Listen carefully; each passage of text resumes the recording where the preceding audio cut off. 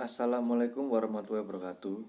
Perkenalkan, nama saya Diski Faisal Ramadan, NIM 1837088, kelas A, Prodi Teknik Industri angkatan 2018.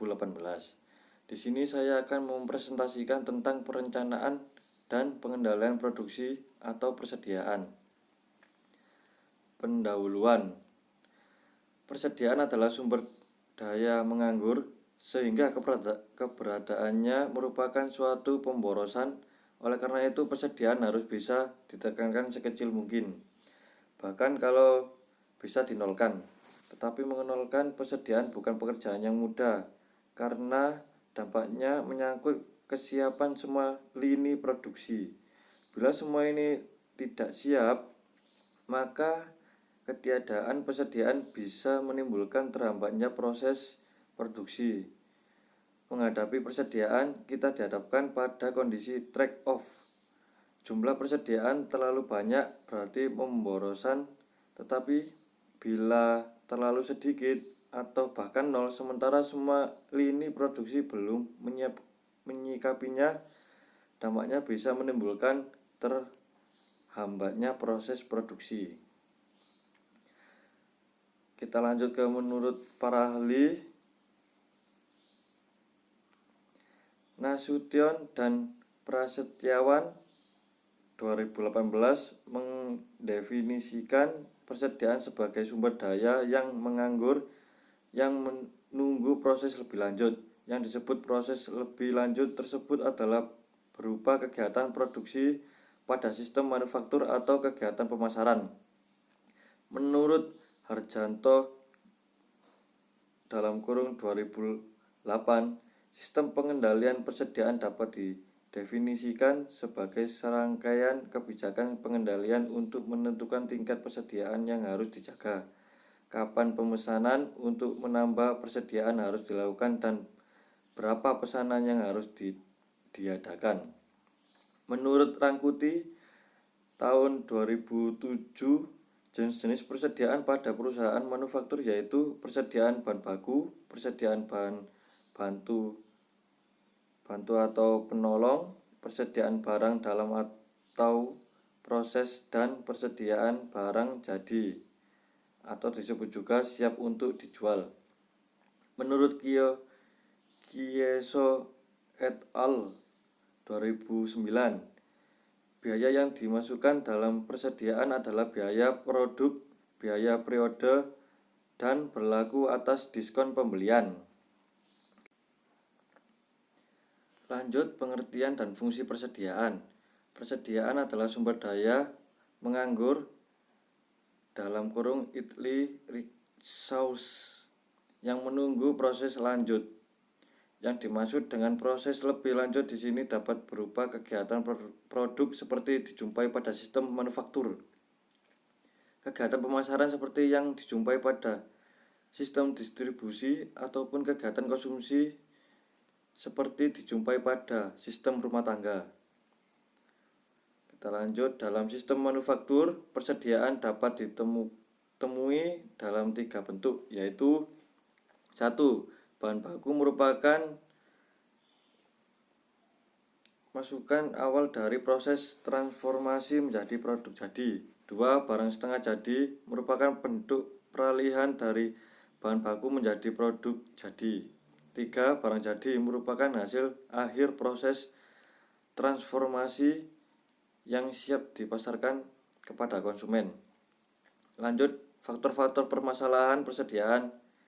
A. Permintaan yang bervariasi dan sering tidak pasti baik dalam jumlah maupun kedatangannya.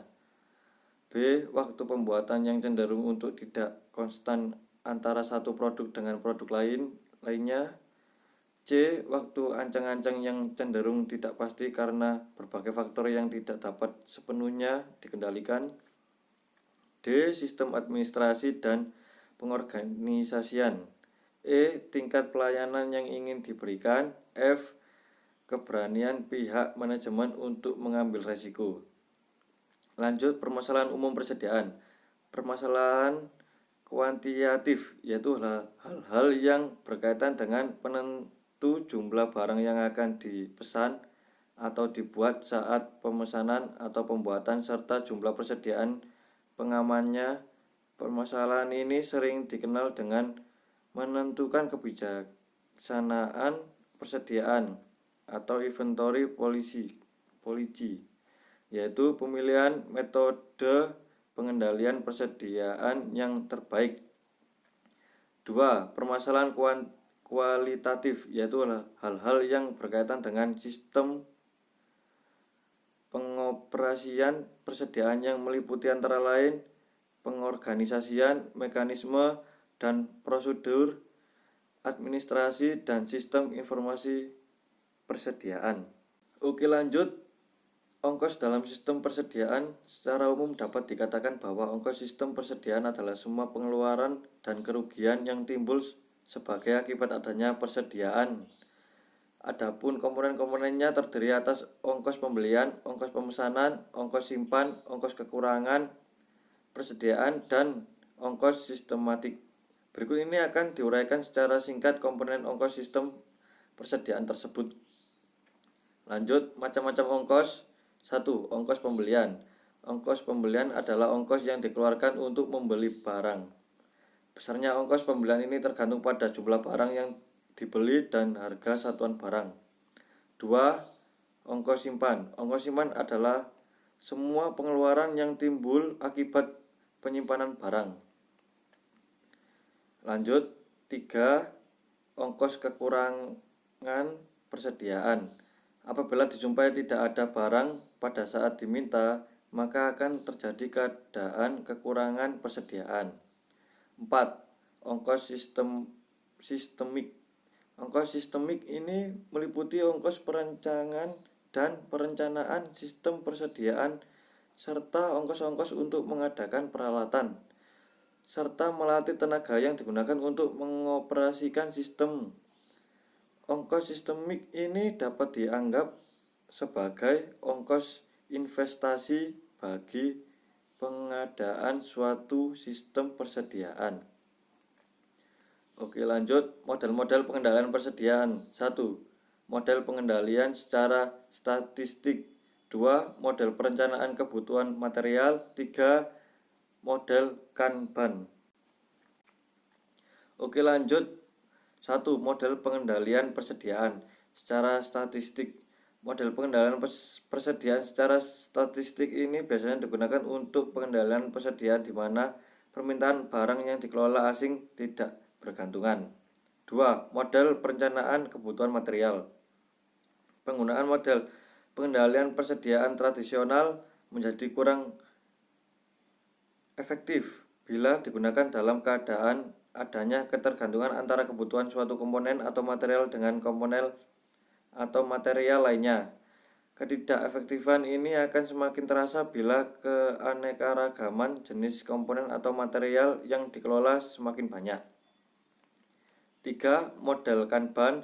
Model pengendalian persediaan secara statistik ini biasanya digunakan untuk pengendalian persediaan di mana permintaan barang yang dikelola saling tidak bergantungan. Oleh sebab itu, dasar pendekatannya berorientasi pada pengendalian tiap komponen yang berdiri sendiri.